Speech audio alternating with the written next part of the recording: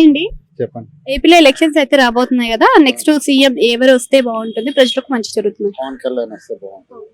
అంటే పవన్ కళ్యాణ్ గారు వస్తే ఎటువంటి మార్పులు డెవలప్మెంట్ జరుగుతుందని మీరు అనుకుంటున్నారు? ఒక నిజాయితీ పరుడు, ఏదైనా కానీ చేసే అర్హత అతనుకున్నది. ఎందుకంటే ఏపీలో చూస్తే సీఎం జగన్ సొంతం వాళ్ళ బాబాయ్నే చంపిన వ్యక్తి.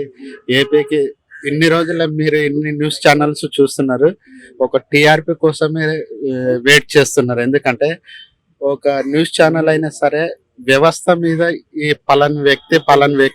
పలాన్ పని చేశామని ఏ రోజైనా చెప్పారా? అంటే ఇప్పుడు ప్రస్తుతం ఉన్న జగన్ పరిపాలన కూడా సంక్షేమ పథకాలు అనేవి చాలానే ఇస్తున్నారు కదా. ఏడే చేసిండు, ఎవరికి చేశారు?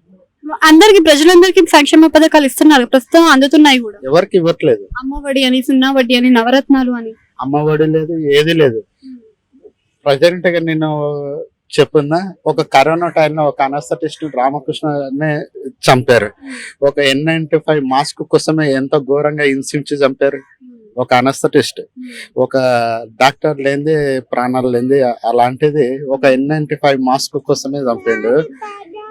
అలాంటి వ్యక్తి సీఎం జగన్ అంటే అర్హతుడే కాడని నా సమాధానం. అంటే ఇప్పుడు మనం చూసుకున్నట్టయితే చంద్రబాబు నాయుడు గారు అన్యాయం చేస్తున్నారు పవన్ కళ్యాణ్ గారికి, 21 సీట్లు మాత్రమే ఇచ్చారు అని అంటున్నారు కదా, నిజమే అనుకోవచ్చా? అది వాళ్ళు ఏం మాట్లాడుకున్నారో అది వాళ్ళ కమ్యూనికేషన్, అది మనం ఏం చెప్పడానికి లేదు. ఎందుకంటే ఆల్రెడీ పవన్ కళ్యాణ్ ఏం చెప్పాడు, నాతో బలం లేదు, నా దగ్గర బలం ఉంది, నా దగ్గర మనుషులు లేరు, నాకు బలమైన క్యాండిడేట్స్ లేరని స్పష్టంగా అతనే చెప్పాడు పవన్ కళ్యాణ్. ఇప్పుడు జగన్ కూడా చాలా ధీమాగా, చాలా ధైర్యంగా చెప్తున్నాడు కదా, వై నాట్ 175 అని. 175 కి 175 వచ్చే ఛాన్సెస్ ఏమైనా ఉన్నాయనుకోవచ్చా?